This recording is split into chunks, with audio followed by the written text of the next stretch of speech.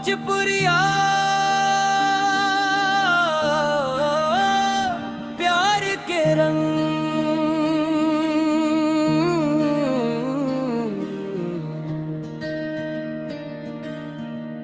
तोहरे मुस्की में बसल बा जान हो, तोहरे बिना लागे सुना जहान हो।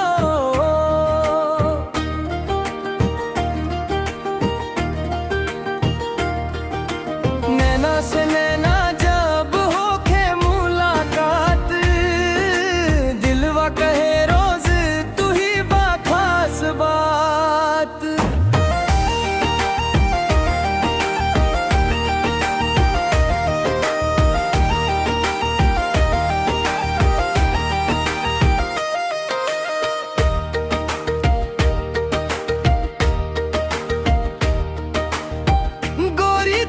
चुनरी हवा में लहराए, देख के तो हो के मनवा मुस्काए।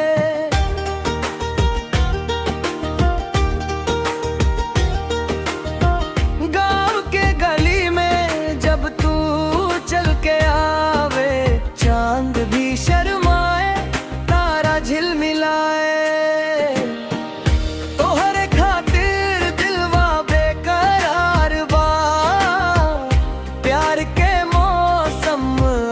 बहार बा हाथ में हाथ रहे, साथ रहे तू जिंदगी भर, बस दिल के पास रहे तू।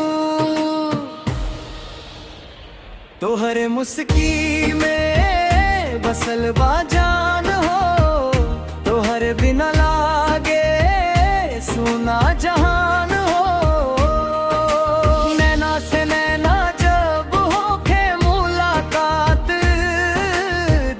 कहे रोज तू ही बाखास बात।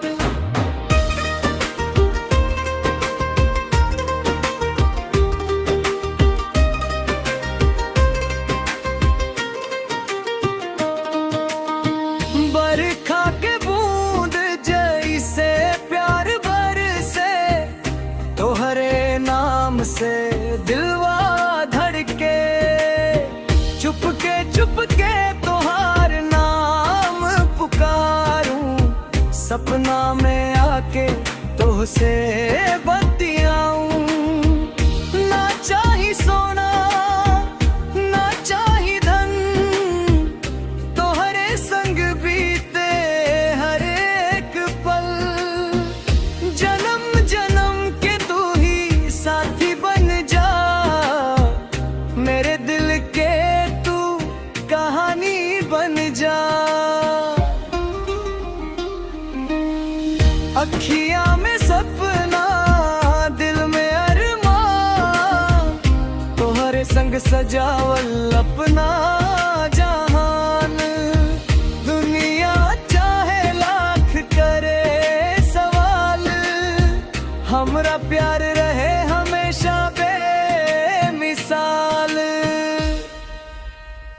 तोहरे मुस्की में बसल बा जान हो, तोहरे बिना लागे सुना जहान हो।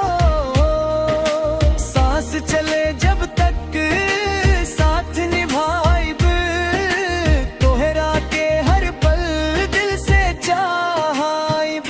तोहरे मुस्की में बसल बा जान हो, तू ही हमरे प्यार, तू ही पहचान।